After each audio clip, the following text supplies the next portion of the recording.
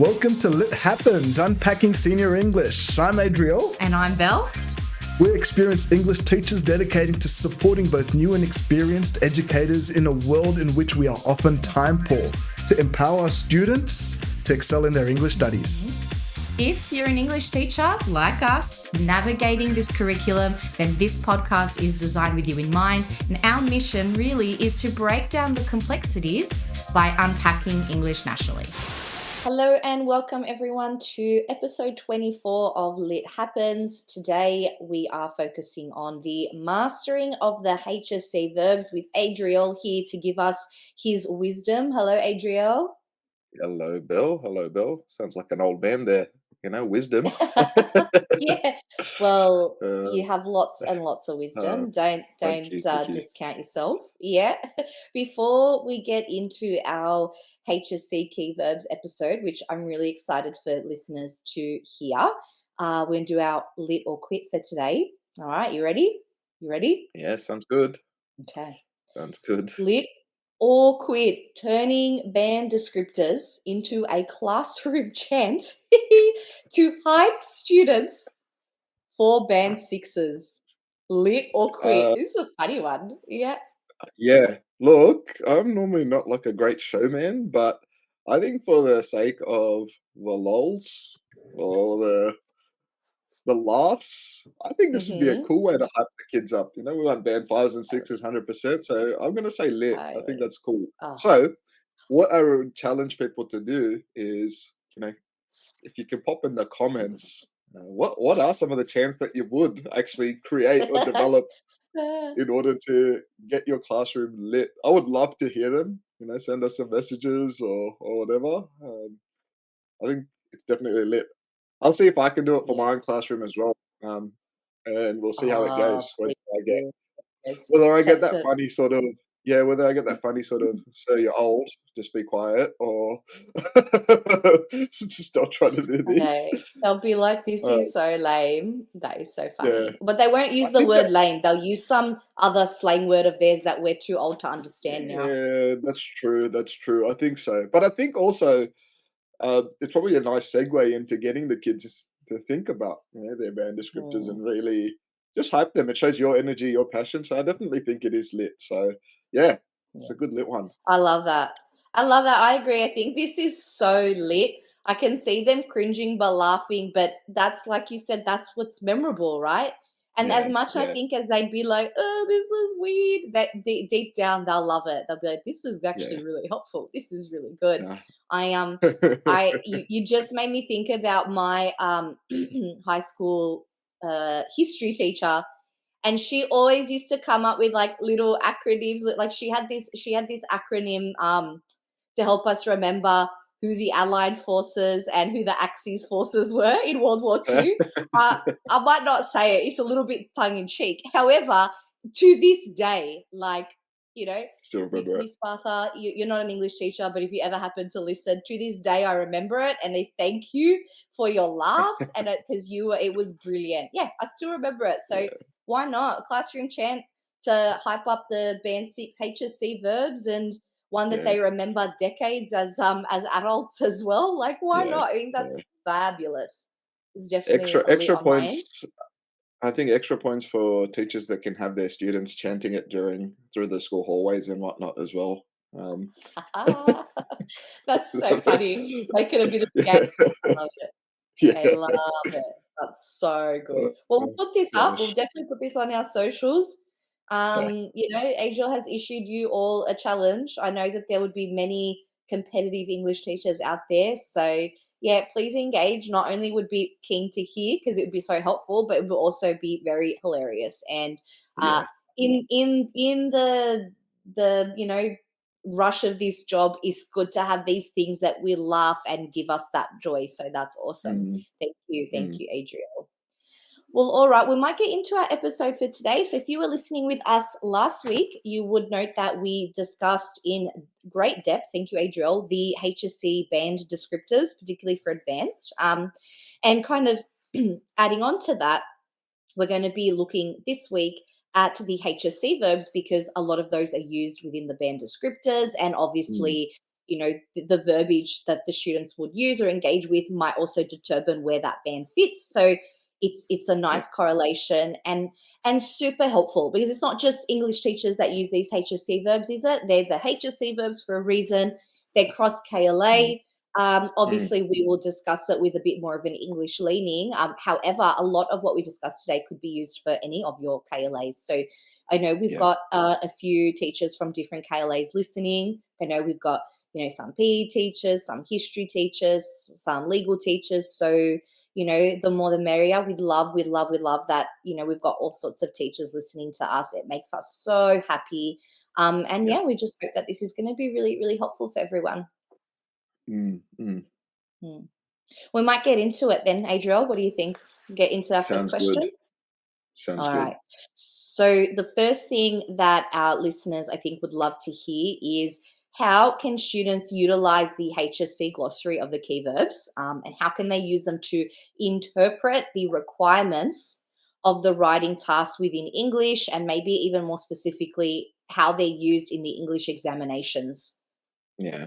Okay, cool. So I guess a good starting point here, and I've been focusing a little bit more on this defining of the key verbs, because it's sort of like your foundational elements for students. So really just type it in on the Google internet there.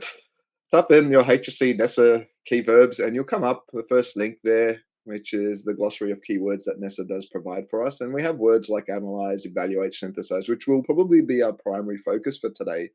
But what this little document or this little website does for us is it helps the students to decode some of those HSC writing tasks and verbs, within the tasks that they need to sort of familiarize themselves with, because a lot of the questions that they will have will allow them to align their responses with respective band descriptors, whether we're working towards that basic sound-based response, which might fall into that 3 to 4 band range, to then we get into more of those effective, sophisticated responses in the band 5 and 6 ranges there. So the purpose of the glossary here, I guess the number one purpose is it clarifies what these verbs actually mean.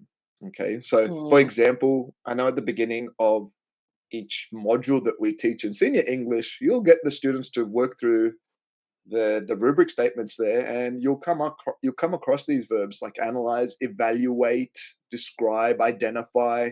Like, these are the different verbs you'll come across. Now, I've been doing this in recent years where you'll ask the students, well, what does it mean to identify? Or what does it mean to explain? What does it mean to analyze? What does it mean to evaluate? And more often than not, you get radio silence, because first of all, students might not want to actually respond to the question. But second of all, they actually don't have a very good explicit understanding of these verbs. And I think it's significant, because you'll often find this in your first or second paragraph of the rubric, that students have to understand these verbs to build off of. These are the questions that they will get. And if they don't understand these verbs, well, they're not going to be going anywhere when it comes to their examinations or their assessment tasks. So what we do is we look at verbs. So for example, if you look at identify, students will be saying things like, to identify means to maybe point something out. Now, that's very surface level. That's literal. And you align that maybe with your basic band descriptor there. And as you start to move on, we're looking at words like analyze, which means, we're requiring them to look at, the examination of techniques, while synthesize maybe demands them to look at the integration of their ideas. So what we're looking at here is we're really aligning some of these verbs and with those band descriptors. And if they have this understanding as a base, then you're setting them up for success. We're giving them a solid foundation to then hopefully take off on. Whereas if they don't have this, then it's a bit sort of like wishy-washy. They'll be umming and ahhing their way through the entirety of the course, because they're not certain of, or they don't have that surety of, what are the verbs? What are the things that I actually have to do? And I think it's very important. So when looking at this glossary, we want to make sure we're utilizing correctly as well. So get them to define it. glossary on the website will have definitions, but get your students to write their own definitions in their books. I think Mm, that's very important yeah, because yeah, students can have that tendency to misinterpret the verbs as well. So they might describe instead of analyzing for some questions, which is what we generally yeah, see when it comes to their identification of techniques. So they can identify well and they might describe or explain very simply what a technique does, but they don't know how to analyze its purpose, its effect, its relation to the yeah, question, how context yeah. influences it. Like these are the different things that we want our kids to start to see. Um, Mhm. then we move into sort of, I guess, breaking these down. We're going to go through some of the meanings as we move forward here, but really, really, I think the fundamental thing is get them to familiarize themselves with the language of this glossary because it Yeah, sets the foundation for them to actually build off of. It's one of those yeah, key elements. If we're looking at like the analogy of building a house, this is your foundation. This is the laying of the foundation where mm, if they can understand what they are required to do, a verb being a doing word, then they have more clarity, they have more direction, and I think it's yeah. very significant that we get them to consider this. No, I think that's perfect. I think that idea of that they have clarity of what they have to do because it guides them into the depth that they need to be taking and how they need to be responding. And the Mm, thing that stands out to me is particularly when you're looking at the short answer section of paper one.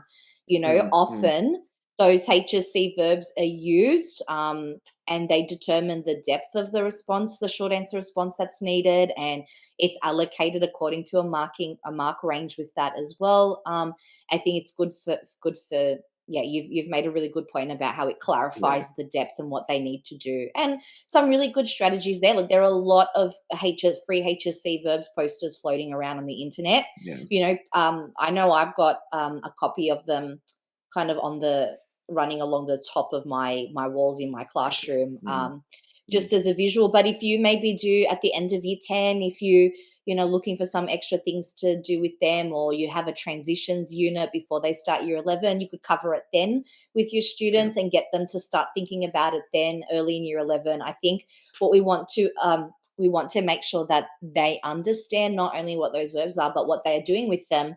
We kind of don't want to be wasting time if we can avoid it in year 12. yeah, We want to get that done out of the way because, then they'll put this into practice with what they're doing in year 11 English. Many of us do a prelim exam. So yeah, I think, yeah, the earlier the better. And it's a nice symmetry across all the KLAs as well. yeah, That yeah. was really great. I like that Mm, you mentioned just then, like, it's across KLA. These are the verbs that you'll use across all of your KLAs. So this is what I often tell my students in terms of their writing strategies. Making sure that you understand this will not only align you with a good foundation for English, but all your subjects. You yeah. really, really do need to put this as one of the first things. Like I'll get them to write the definitions out over and over again across the term as well. And you might do little 5-minute activities as silent starters or your do now activities, whatever you do at the beginning of your lessons. I'd encourage you to actually maybe focus in on one verb and get them to maybe, for example, if we're targeting the verb analyze at the beginning of a lesson, well, put an Mm, analytical question up there and get them in five mm, minutes what can you do, and see if they build and build and build. And if they're making the same mistake over and over again, you're using this as a diagnosis tool to sort of, okay, well, how can I then go on and teach them analysis in a different way? What are the different yeah. ways? You reach out to Yeah. what's working within your faculty, what is working with teachers across the state, maybe if you're part of like statewide Mm, programs, and really hmm. try and implement a few of these different strategies to get them to understand these. Because if you don't have the right foundations, which is what I'm finding actually in my teaching, this is like 10 years now, I'm finding that this is probably something that I have neglected over a long time.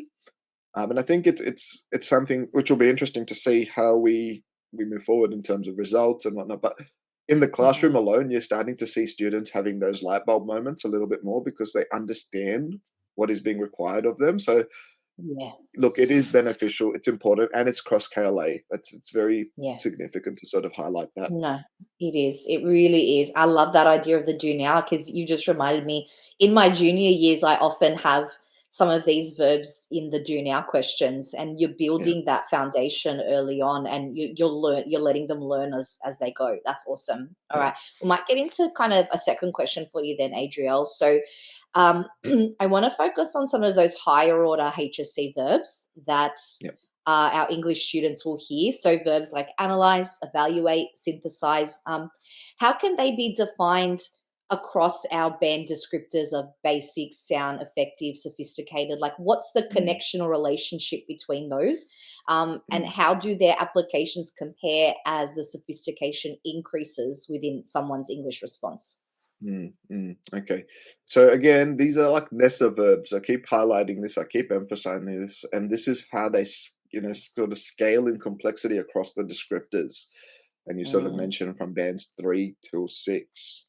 So this is the performance of our students. So again, we mentioned defining these verbs across the descriptors clarifies their application. And you'll see this in the marking criterias.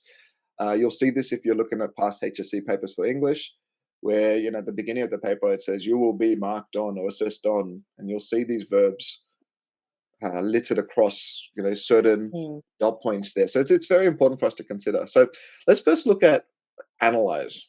All right. Now, okay. if we're breaking down this idea of analysis, this is examining how parts. So, for example, techniques in English contribute to meaning.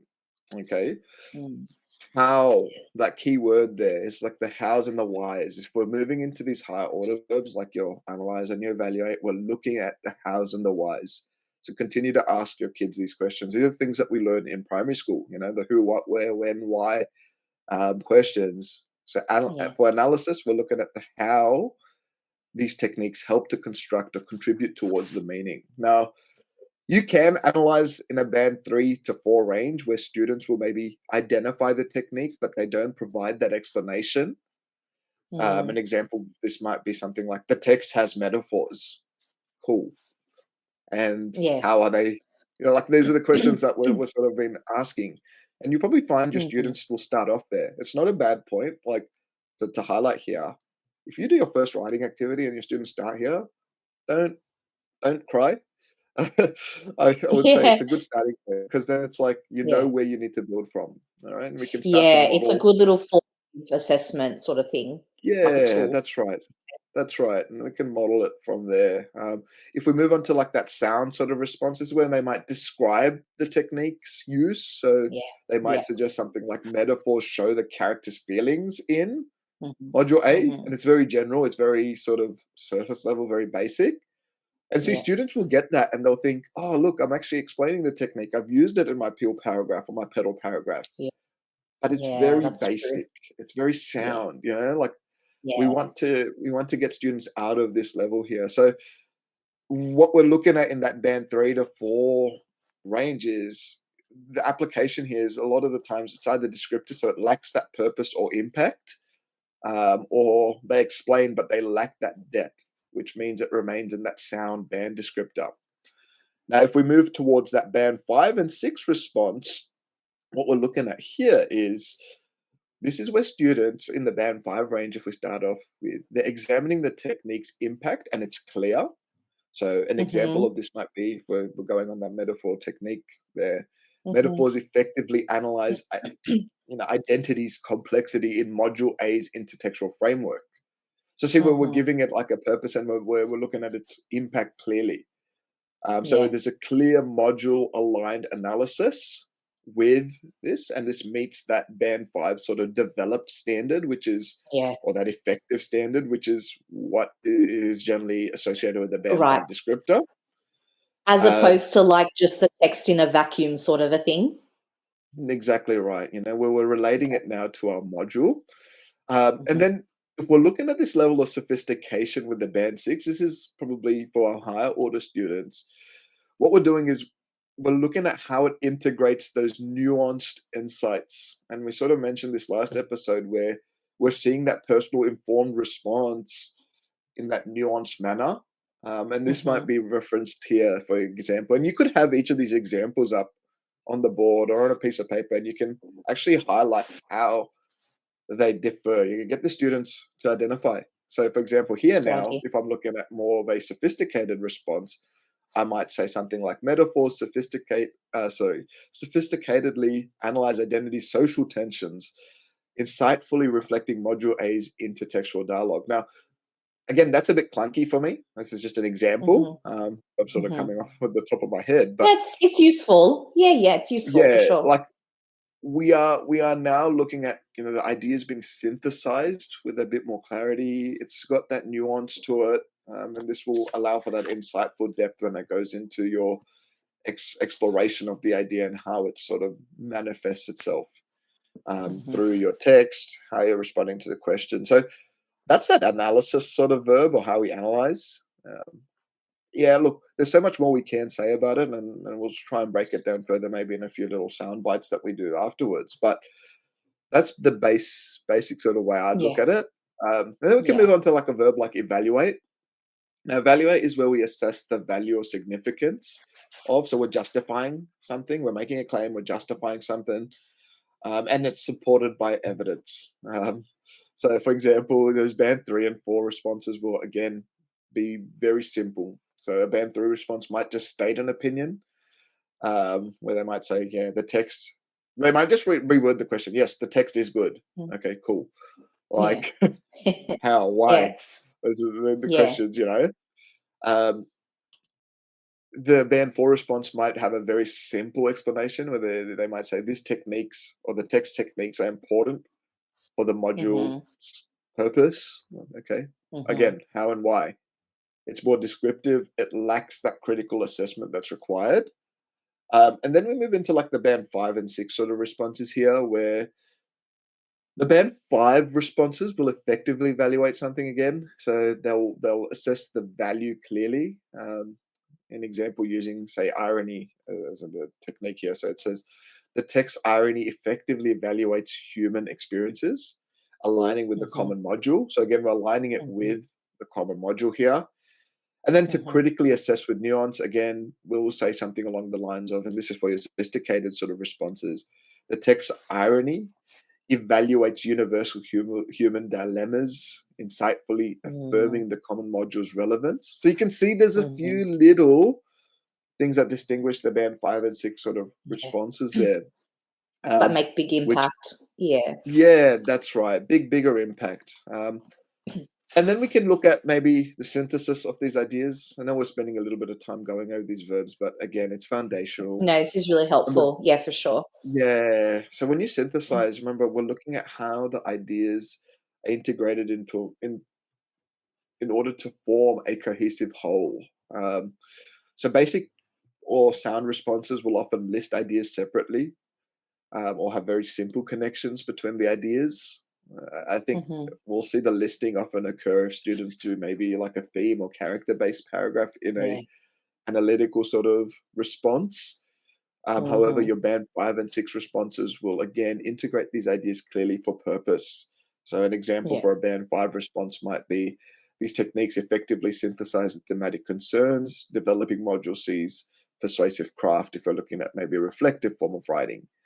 Um, or even a discursive, who knows. And your sophisticated sort of level there then goes on to say something like techniques synthesize the thematic and contextual insights, insightfully reflecting module. Like we're adding these higher modality sort of verbs. I mean, I haven't even Yeah. mentioned this higher modality language, which is something we could also talk about in future Mhm. episodes. But Yeah. I think it's very important to look at these. And again, some of these teaching strategies here, have your verb charts, so your verbs littered across the classrooms. Get the students to constantly look at these verbs, aligning them with Mhm. the band descriptors. They have to Mhm. continually drill this in so that it has purpose for them. Look at exemplar pieces. Again, we've just used some basic sort of examples here, but you can already picture if you were to give them 4 of these responses, how would they move from that basic sound to the more sophisticated responses in the band 6? Give them those exemplars and then practice. The more you practice, the better Yeah. that they will get. I think through the Yeah. shorter writing activities.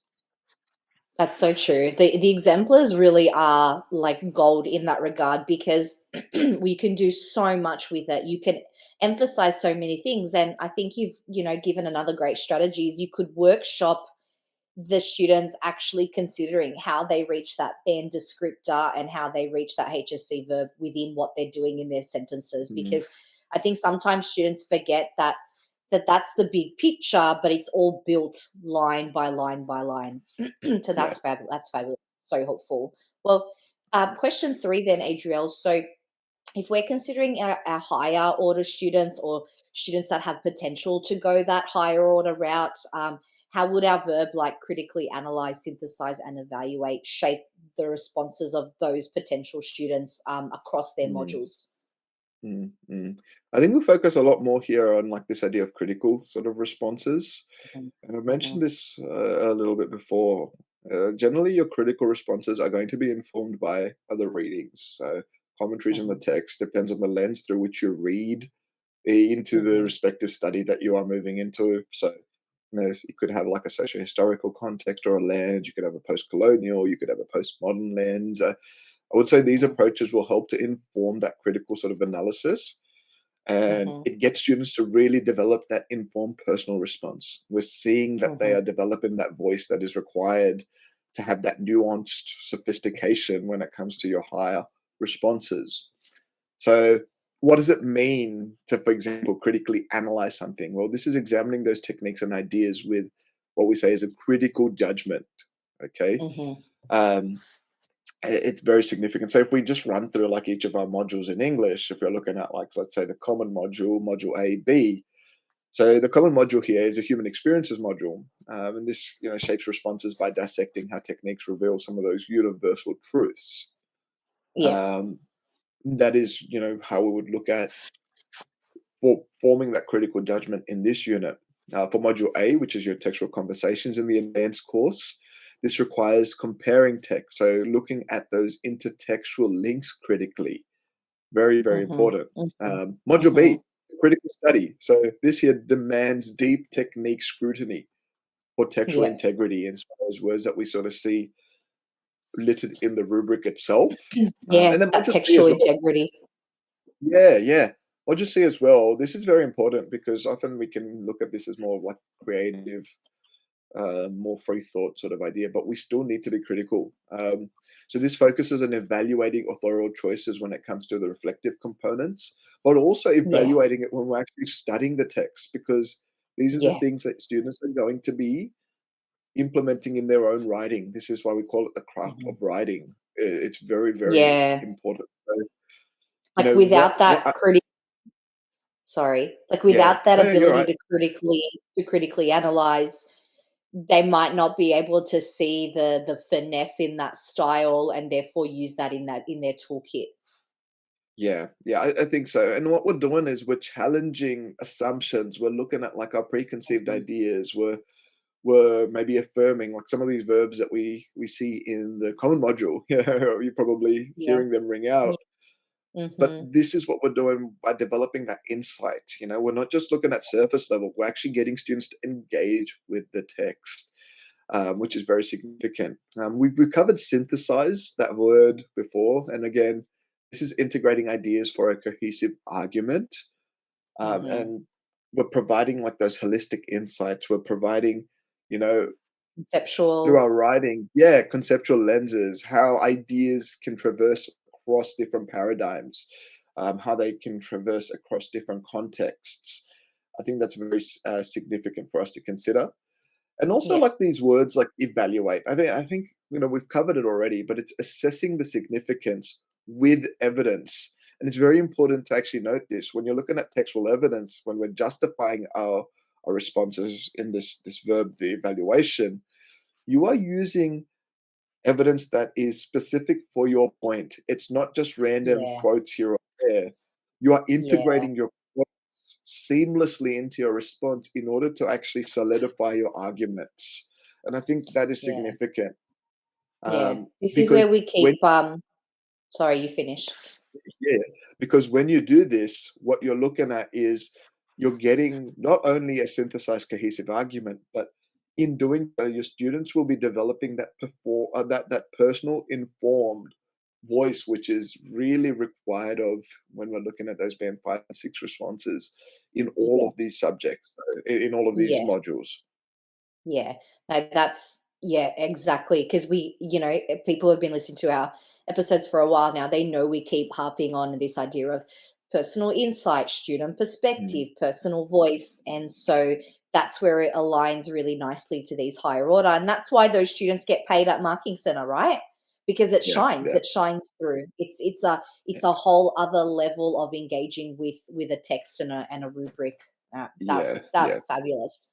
Thank you so much. So we've got two more questions, Adriel, if that's all right. So the yeah. second last one, you've done a really good job at, thoroughly addressing what these different verbs are, their purpose and kind of how they relate to more specifically our English subject area and our higher order responses. So Mm, going off of that now, if we talk about strategies, what strategies are there that students can use to ensure that the mm, verbs like justify, for example, elevates their writing mm. to meet a more sophisticated standard within the HSC English examinations?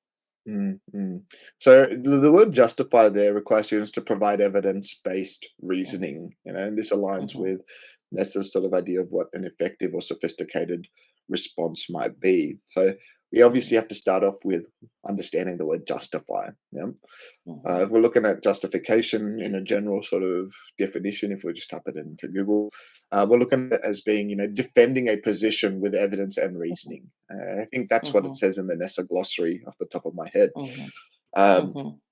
and this is what we'll sort of, I would say to teachers, really highlight by providing students examples. So give them a band 3 to 4, maybe attempt at a justification, which is basic and sound. So this might state an opinion, but not provide any evidence. Okay. Yeah, not back it Uh, up.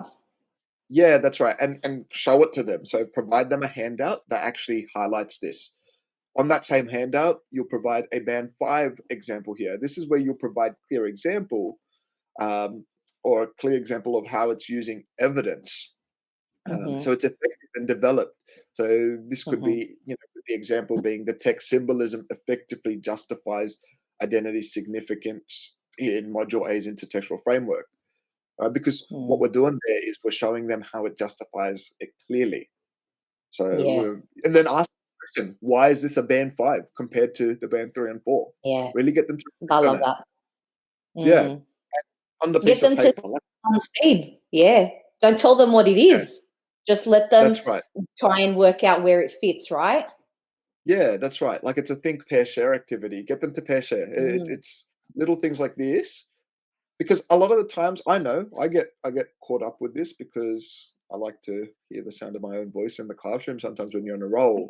But it's very Mhm. important to get the students to really Yeah, engage with what you're teaching. yeah. The pair shares are very significant, and I'm coming around to it a lot more now. Um, it can get tough with students missing out, lessons due to commitments and whatnot. And, you have to get through content, but Yeah, remember, English is skills. If we're not developing the skills, the content doesn't yeah. matter. Um, 100%. Yeah, love that. yeah, So true. and It's I so think that's true. important. Yeah, Yeah. and then on the And your same piece students of paper as there, well yeah, have fixed up those skills and are strong in those skills. yeah, that's right. Then, like again, like we've got the band 5 again with the same thing. Like your band 6 here, where we're looking at sophisticated, maybe insightful um, justifications here. Offer some nuanced reasonings. All right. Mm. Um, this is where we're looking at the sophistication, maybe of symbolism, which justifies maybe identity's universal resonance, insightfully Mhm. reflecting some of the intertextual dialogue in Module A. So this Mhm. elevates the justification into that band 6 insight. Again, you as a teacher will know how to do this. Maybe we Yeah. can provide some examples and some sheets for students to get them, sorry, I for think teachers to so. get them started. Yeah, I Um, think so.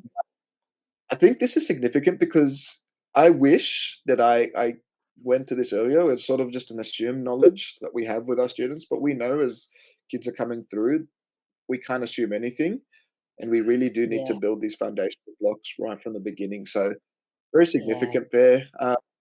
I think Some strategies for effective, maybe the sophisticated sort of use of justification here, the teaching strategies. What we're looking at is, you might do activities where you might provide students with a topic sentence and you get them to go out and look through the text and get them to find quotes associated with it. So give them those building Yeah. blocks, or vice versa, Yeah. give them evidence and say, hey, what are some topic sentences that you can develop? Or give me some justifications as to what ideas are presented in these quotes that are provided. In the same vein, you're looking at reasoning depth as well. So explaining the hows and the whys Yeah. with some of those broader sort of module implications to the concepts that are aligning in the module. Looking Yeah. at some of the critiques, those different ways of reading into the text in order to inform their Mm. reasoning as well. I think that's very, Mm. very important, especially in Yeah. advanced English. And then, yeah, I think polished expression. This comes with the more practice. So making sure they're using that academic language uh, for I guess that polished response there. Yeah. I should Yeah. say a little bit of a thing with that is doesn't matter if your students start off simple. This is why we encourage drafting. So as they Yeah. continue, then you can say, okay, you've got your idea. It's clear now. Now you can go off and polish your expression. You can embellish a little bit. Don't get them to start off with a fully embellished response. Don't expect that Mhm. straight away. We build on Yeah. that, and that's sort Process. of how Yeah. that's how they move into more of that polished sort of response. But yeah, those are a few sort of things for our higher order sort of Mhm. students, which You they can know, those employ. are really, really good strategies, Adriel. And the thing too is they are higher order strategies, but you can still differentiate and scaffold them. You might not Mm, have, because we all have classes where we'll have a range of kids. We'll have a range of kids working at different band levels with different skills, different confidence levels. And you definitely can differentiate these activities. Like, I love that idea of, mm, even giving them the topic sentence. Like, that's already a differentiated activity. You've yeah, provided some direction with a topic sentence. And then, you could space it out. Your confident students can go find across the text.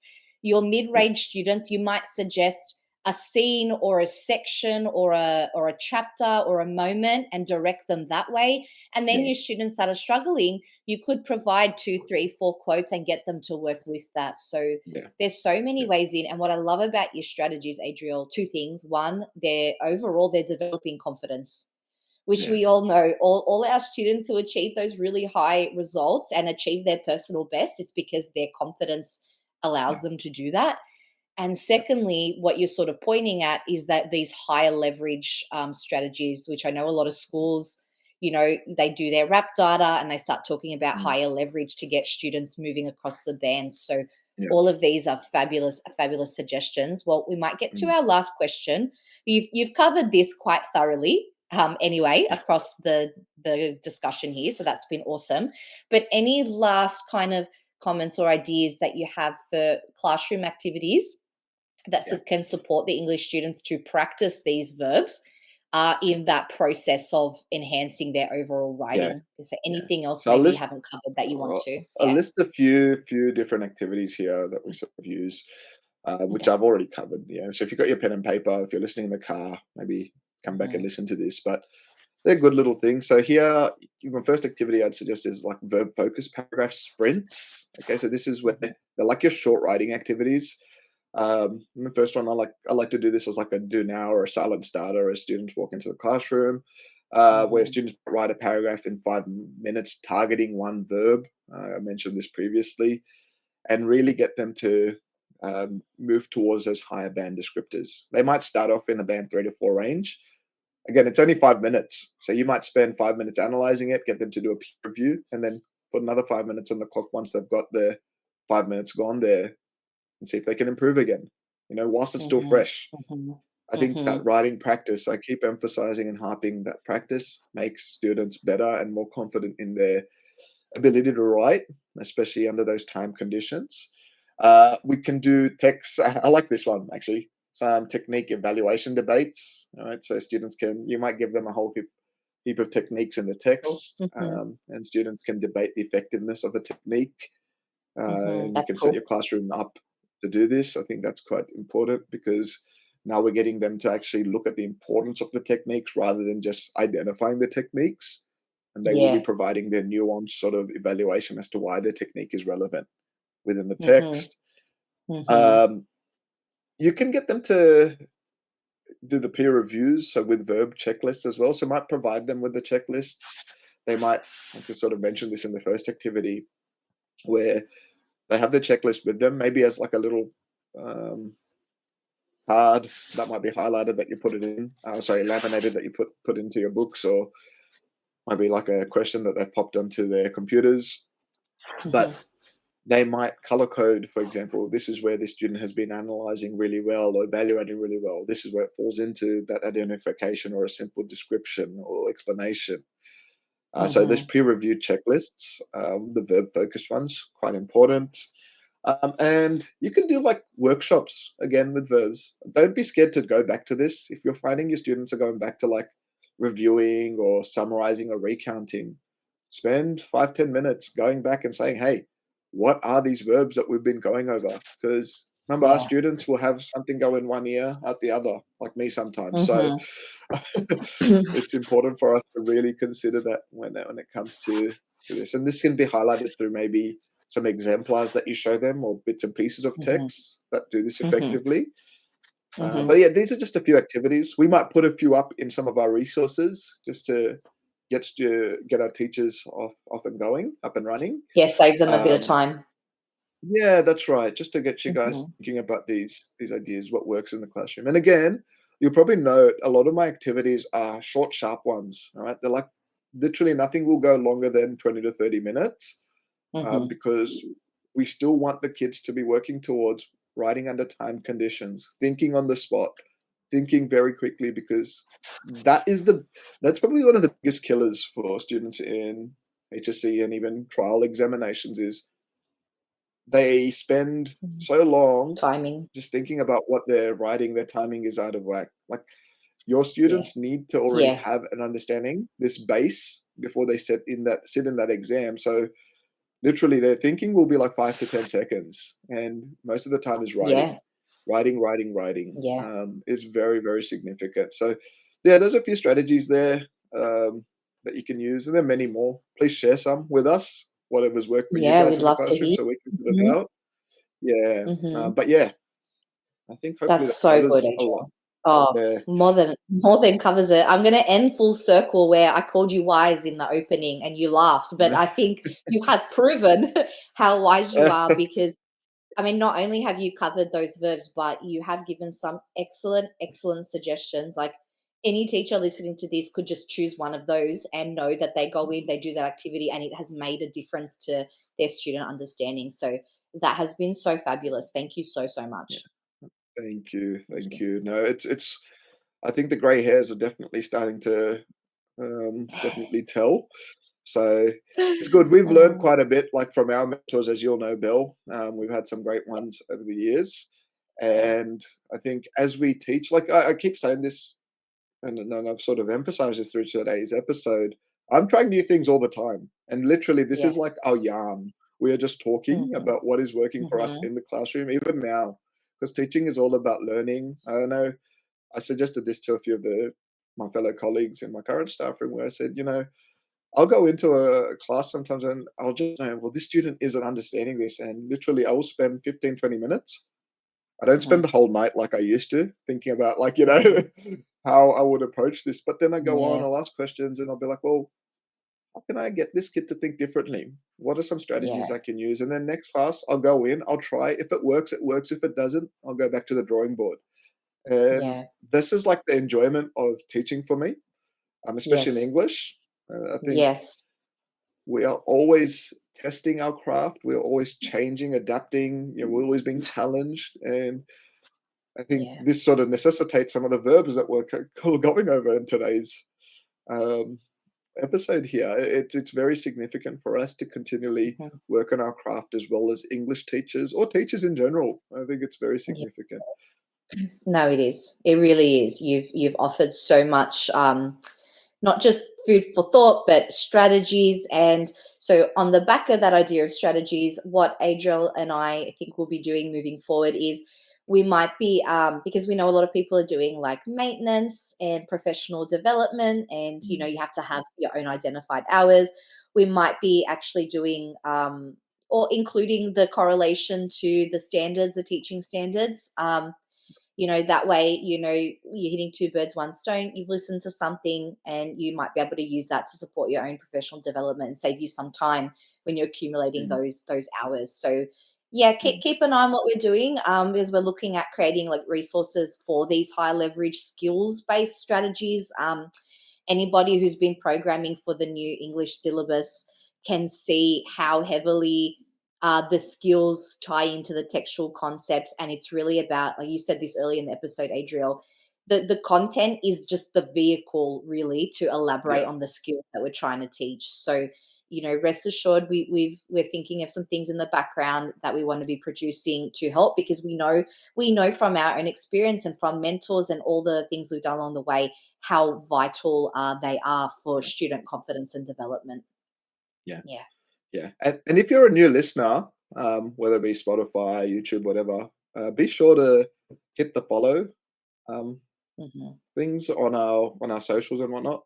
We love to see, people are viewing our pages and whatnot, but um, give us that like or that follow. We do put some funny content up there, and hopefully relevant things just to give you guys a bit of a laugh during the week as well, along Hmm. with some great resources that are still in production, and I think it'll be significant. But we love doing this. Like I said, it's a big yarn for us. We love talking, as you can see. We Hmm. generally try and, what does it, plan our episodes for 30 minutes, but we're encroaching Yeah, they 45, never turn 46 out that minutes way. now. Sorry, guys. Yeah. Yeah, yeah, yeah. Sorry, So guys. yeah, it's Yeah, good, it's we love fun, it.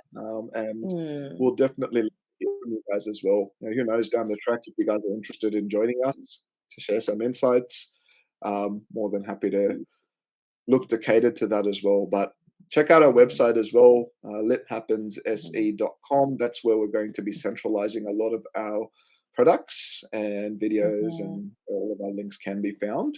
Yeah, But there's a lot of yeah, free stuff on there right now. So walk, yeah, don't run. yeah, exactly.